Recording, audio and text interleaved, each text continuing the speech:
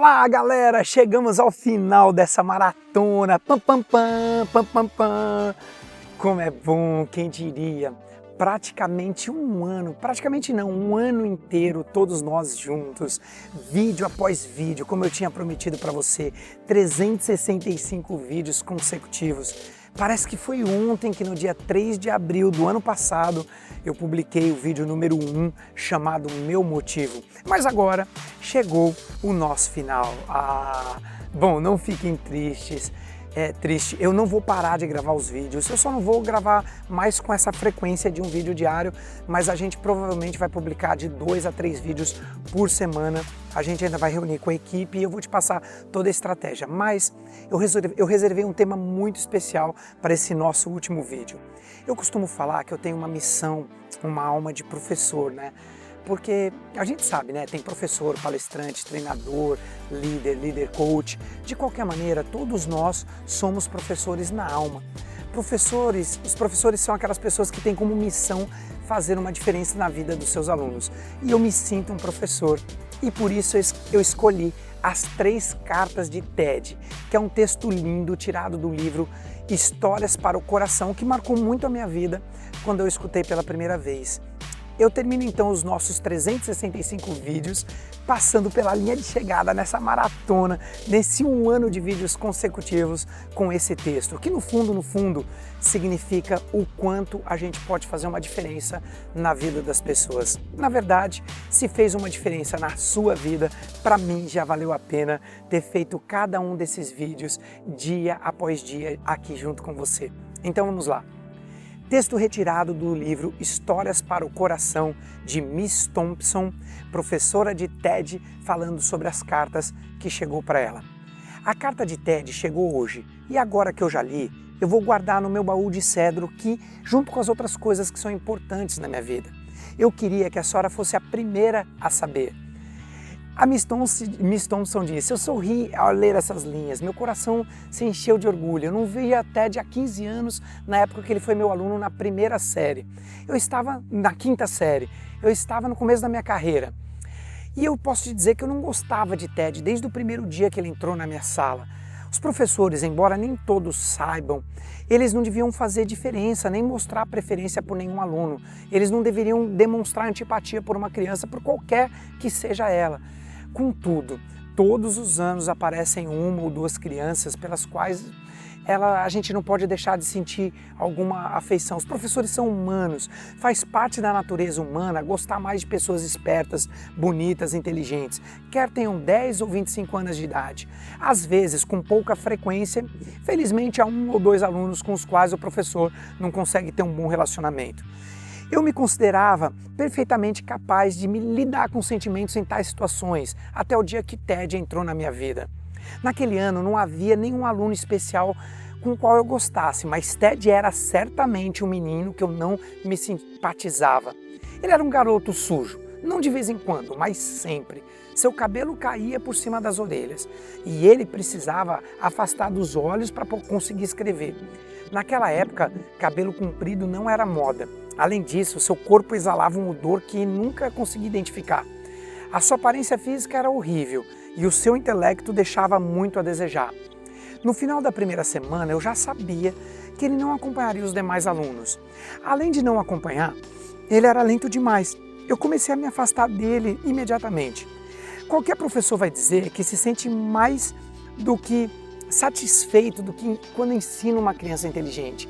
É muito mais compensador para o ego, mas qualquer professor que se preze ao canalizar o trabalho para um aluno inteligente, no intuito de estimulá-lo, ele também deveria dedicar tempo às crianças mais lentas. Qualquer professor poderia fazer isso, a maioria faz, mas eu não fiz, não naquele ano.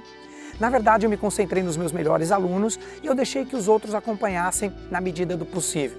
Embora eu me sinta envergonhada por ter que admitir isso, disse a Miss Thompson, eu tinha um perverso prazer de usar a caneta vermelha. Todas as vezes que eu corrigia a prova do TED, as cruzes vermelhas eram sempre um pouco maiores, mais acentuadas do que o necessário. É insatisfatório, eu escrevia com letras garrafais. Apesar de tudo isso, a minha atitude era visível para todos os outros garotos, porque ele passou rapidamente a ser a ovelha negra da classe, o excluído, aquele que não era digno de ser amado.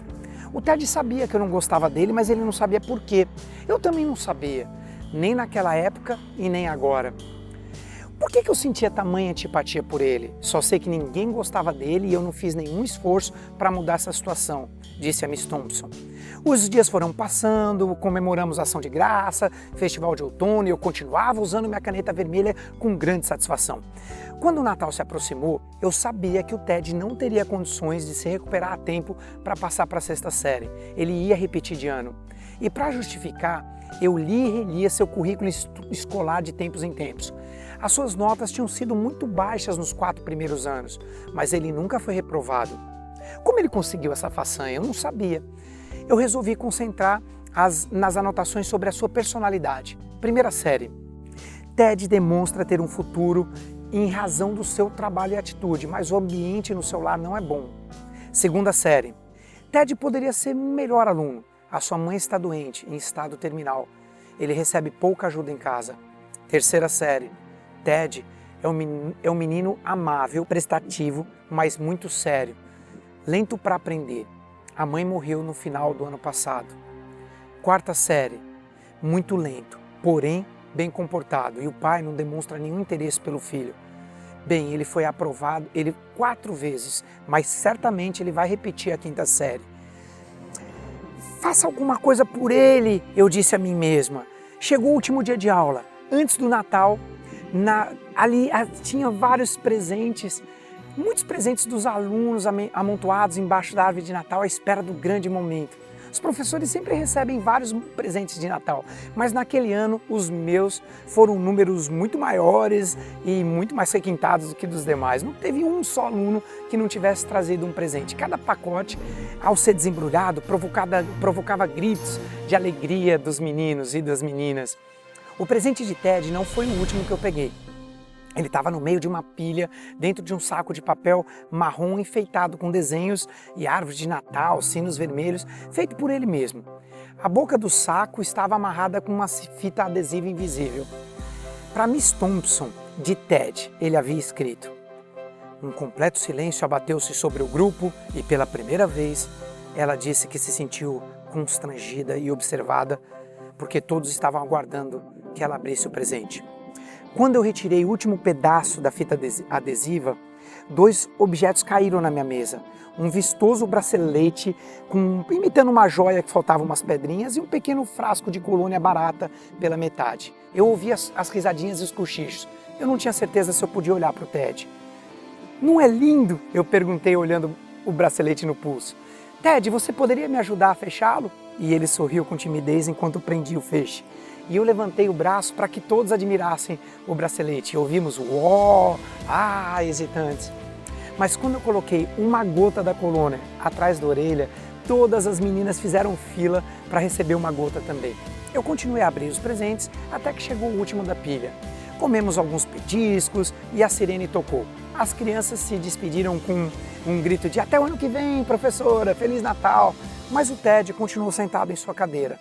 Depois que todos saíram, ele caminhou em minha direção, segurando firme contra o peito os livros e o presente que ganhou. A senhora é parecida com a minha mãe, ele disse timidamente.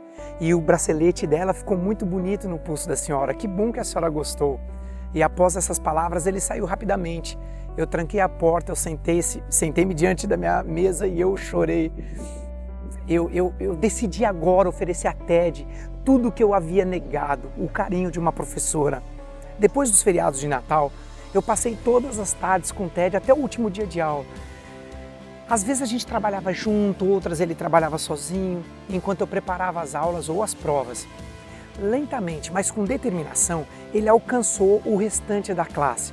Apesar de saber que o Ted se mudaria para outro estado quando as aulas terminassem, eu não sentia preocupação em relação a ele. O Ted havia atingido um estágio que o levaria a manter um bom nível para o ano seguinte. Em qualquer colégio que ele estudasse, ele havia desfrutado uma boa dose de sucesso.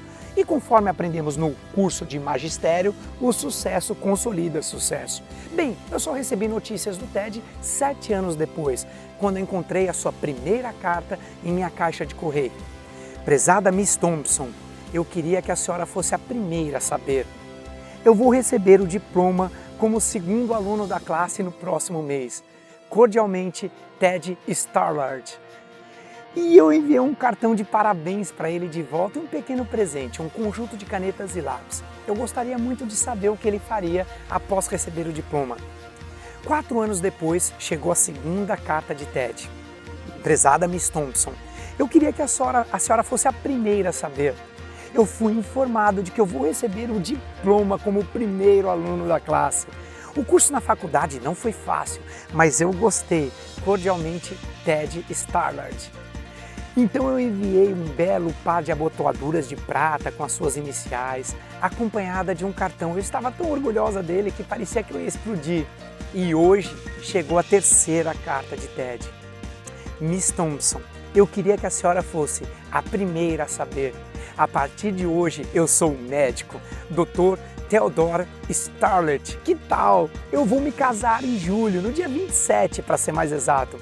E eu gostaria que a senhora comparecesse e se sentasse no lugar onde a minha mãe se sentaria se ela estivesse viva. Eu não tenho mais família. Meu pai morreu no ano passado. Cordialmente, Dr. Theodore Starlard. Eu não sei ao certo que tipo de presente que se deve enviar a um médico quando ele termina a faculdade de medicina, mas a carta não pôde esperar. Prezado Ted, parabéns! Você conseguiu! E conseguiu com o próprio esforço. Apesar de pessoas como eu, e não por minha causa, o seu dia chegou. Deus o abençoe. Eu estarei presente no seu casamento quando os sinos estiverem tocando. E com essa mensagem, com as 3 cartas de Ted, a primeira a saber, com esse vídeo que eu chamei A Primeira a Saber, eu gostaria que você soubesse, que você fosse o primeiro a saber, que a minha missão é poder fazer uma diferença, assim como Miss Thompson fez na vida de Ted. Se esses vídeos durante todo esse ano fez diferença para uma pessoa sequer, já valeu a pena. Para mim, a missão foi cumprida. Compartilhe esses vídeos, convide seus amigos para se inscreverem aqui no canal. Eu espero muito que você tenha gostado, que você tenha curtido essa maratona, essa jornada de um ano comigo, dia após dia. Um beijo no seu coração e até o nosso próximo vídeo. Tchau!